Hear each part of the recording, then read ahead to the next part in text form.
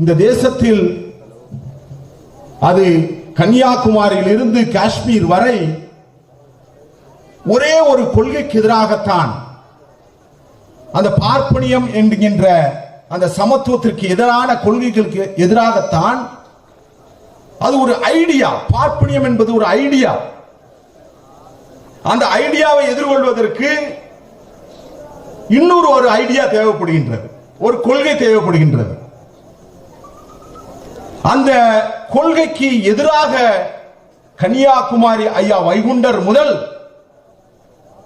அந்த கைபர் போனால் இருக்கக்கூடிய அந்த நுனியில் அன்டிவைடட் பஞ்சாப் என்று சொல்வார்கள், பிரிக்கப்படாத பஞ்சாபில் குரு நானக் அவர்கள் தன்னுடைய எதிர்ப்பை பதிவு செய்திருக்கின்றார்.